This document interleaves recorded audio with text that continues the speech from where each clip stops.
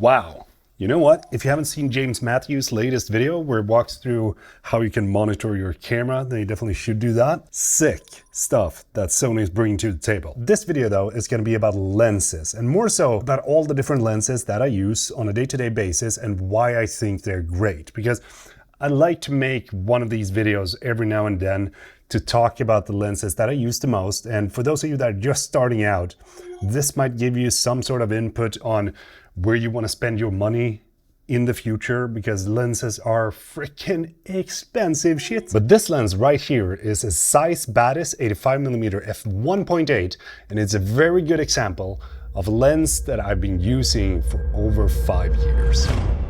Like, I'm not entirely sure if I want to record the video like this or if we're gonna roll with this kind of setup. Not this, but this. Which one do you think looks the best? Let's start out with a lens that I'm shooting with right now, which is a 24mm f1.4 GM lens.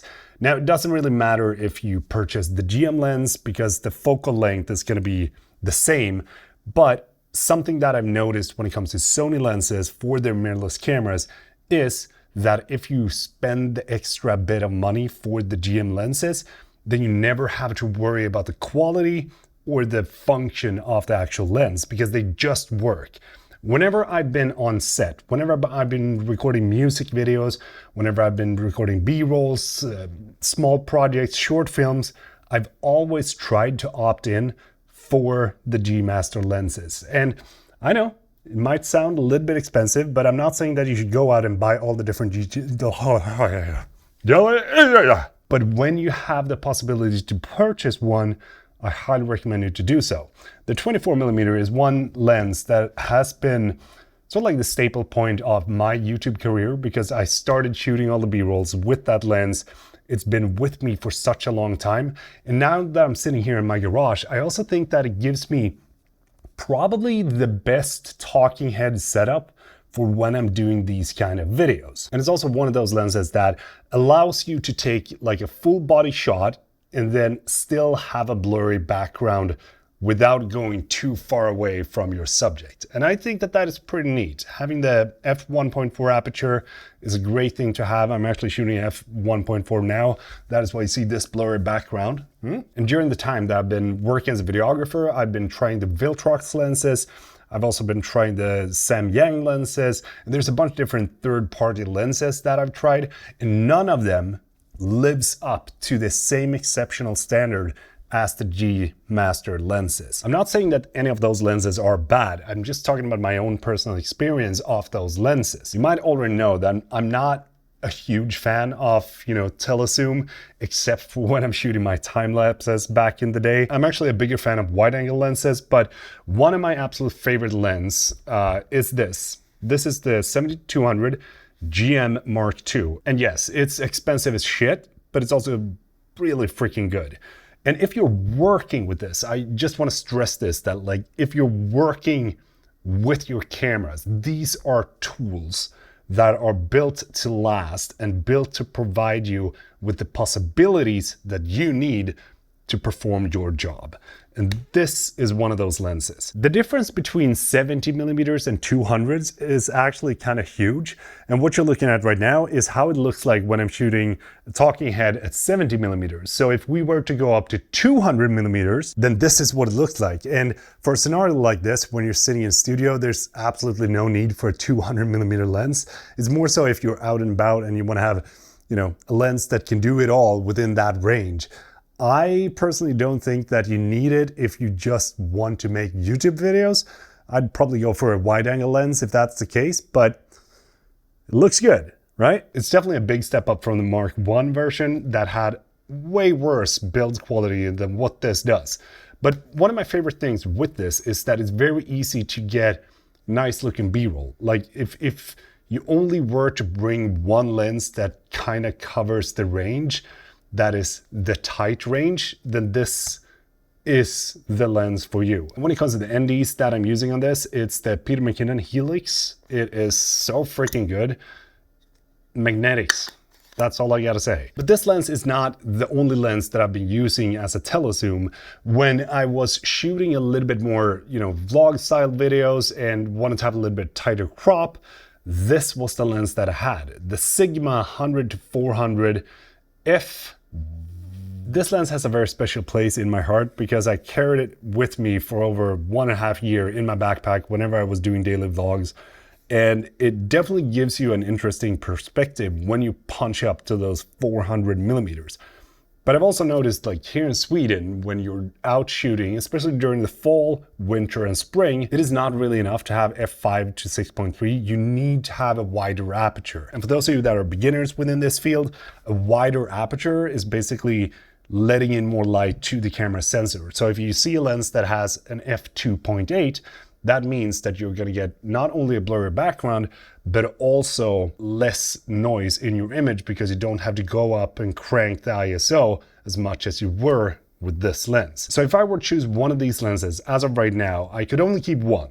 Then I'm going to say that this is going to be the one that I would keep, and this would go to a new owner. It's been a freaking great lens, but lately I haven't just found the use case for it. Let's jump down to wide angles. The 1635 f2.8 GM lens. This is a freaking tank. It's one of those lenses that has been with me for the last 3 years, I think, and it has been, I've actually broken 2 of these, which is wicked. It's not because they have broken, because I've used them. It's more so because I've dropped them into the floor. And then I'm sitting here and saying like, well, I take care of my gear.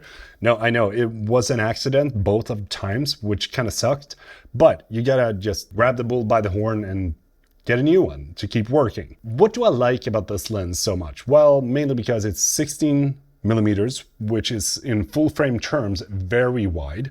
And when you go up to 35, you still can get that like shallow depth of field, blurred up background, and make it look like you're tighter than you actually is. And it's also great to have a lens with an 82 millimeter filter thread, because if you purchase any sort of filters for this lens, then you can just buy step down rings to your other lenses. But pretty much having these 2 lenses covers the entire range that I need to have when I'm traveling. Some people might say that the 2470 is gonna be better, but I'm not for what I do.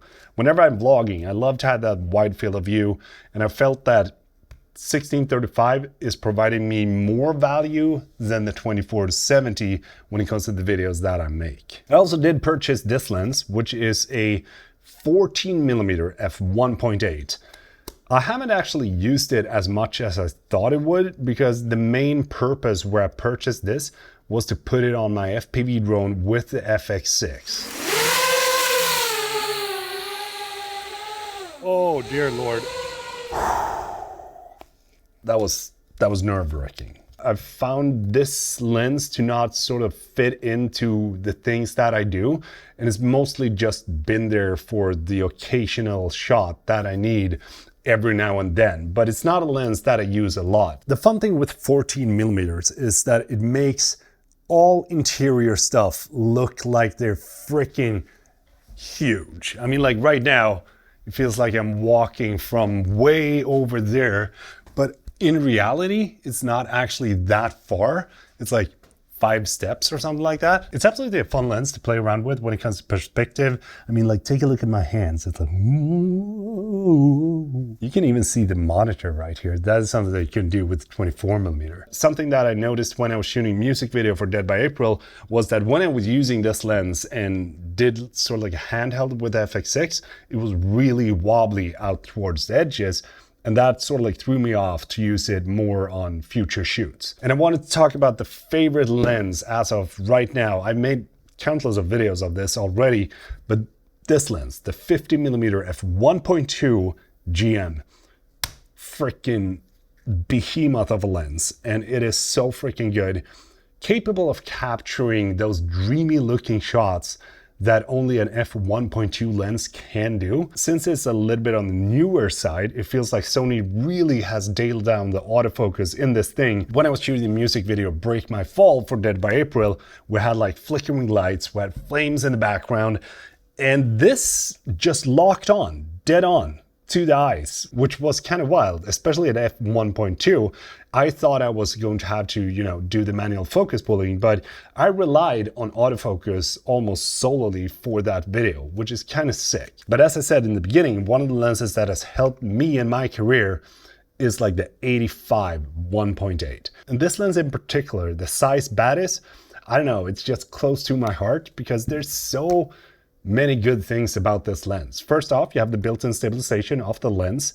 It has a 1.8 aperture and it's really lightweight. I've been using this lens to capture the scenes for when I want to set up the B-roll that you're about to see. In the beginning of the poker B-roll, I was using this lens, and then in the beginning of the Campari B-roll, I was using this lens. And it's just one of those lenses that if you have enough space to actually move back from your subject, you're gonna get some really freaking good shots with this. At some times, the OSS might be a little bit laggy, but if you learn how to use it, then you can also learn how to get those creamy looking shots. And the final lens is gonna be the 90mm f2.8 Macro G OSS. This lens is not something that I use on a regular basis. It's more about capturing specific shots, and it's sometimes I need this, and it's gonna be easier for me to have it in my arsenal rather than go rent it every time when I need to get those shots.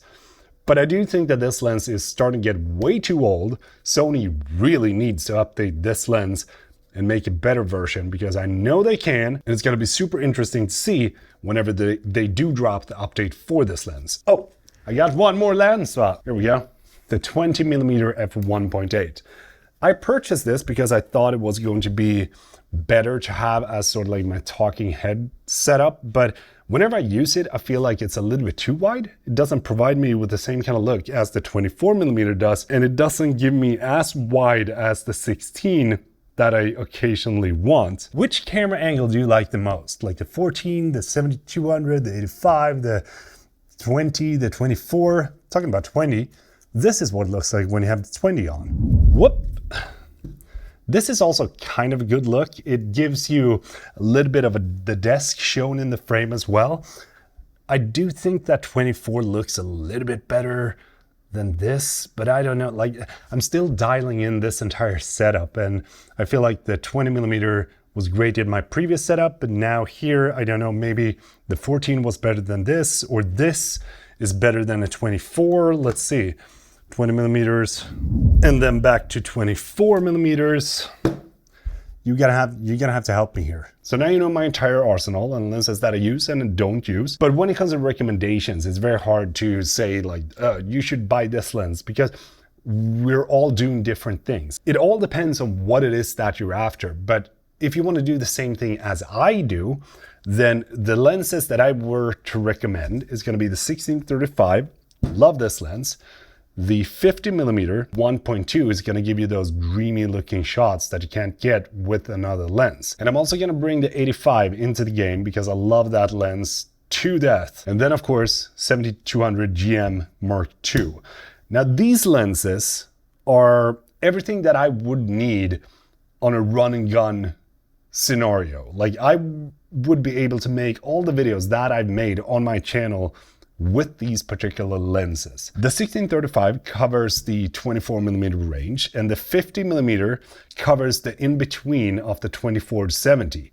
The 85 gives you a little bit tighter crop and a little bit blurry background that the 70-200 can't give you, but the 70-200 crops in so much when you go up to 200, and you can also crop in a bit more with 1.5 time crops in the Sony cameras, which is basically gonna give you an even longer lens than the 70-200. And if you're doing a lot of talking head, you cannot go wrong with the 24mm f1.4 that I'm using right now. The downside with this lens though is that it's also starting to get a little bit old. But I mean, like my lens right now is actually 5 years old, and I've been using it almost every single day, and it still works just fine. Just turn on focus, breathing, compensation, and you're done. But I would love to know which lenses that are your favorite lenses and why you like them so much. Do drop a comment down below. Thanks so much for tuning in. And if this is your first time here, do not forget to subscribe, because there's going to be more camera videos coming this year. A bunch of tech videos and a lot of other fun stuff. I'm hyped. I'm ready. I've been having a vacation. So now, we're ready to go. Take care.